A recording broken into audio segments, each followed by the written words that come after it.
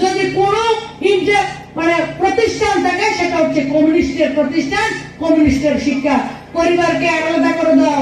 মা ছেলে দুই পার্টি করলে মা ছেলে ঝগড়া করো, স্বামী স্ত্রী যদি দুই পার্টি করে স্বামী স্ত্রীর সঙ্গে ঝগড়া করো, আর বিচার হবে কমিউনিস্টের পার্টি অফিসে। খোয়াই সবচেয়ে বেশি ভুক্তভোগী, গোটা ত্রিপুরা রাজ্য ভুক্তভোগী। আমি আজকের মঞ্চ থেকে গোটা রাজ্যের যুব সমাজকে, মায়েদেরকে বিনম্রভাবে অনুরোধ করব, 2018 সালের কমিউনিস্টের যে অপশাসন ছিল, লুট নির্যাতন থেকে শুরু করে প্রত্যেকটা নির্বাচনের পরে পালা করে গর্বের সঙ্গে প্রাতিষ্ঠানিক হিসাবে মানুষের উপর যে অত্যাচার করত, সেই অত্যাচারটাকে আপনারা মনে রাখবেন।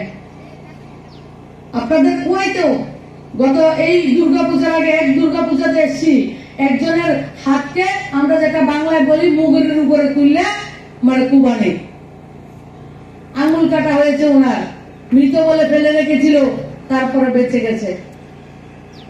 ওই ব্যক্তিকে রিক্সার মধ্যে রেখে, মানে আমরা যেমন গবাদি পশু টশু ছাগল বলি, গরু বলি বা শুয়ার, যেটাকে রিক্সার পায়ের যে জায়গাতে রাখি এই জায়গাতে রেখে যখন মানুষ এক জায়গা থেকে আরেক জায়গা যায়, এই খোয়াই শহরের মধ্যে যারা বিরোধী দল করত, বিরোধী দল করার অপরাধে সেভাবে বেঁধে বেঁধে নিয়ে ঘুরত, মারত, তাদেরকে হত্যা করা হতো। খোয়াইতে হয়েছে, সাউদি সব জায়গায় হয়।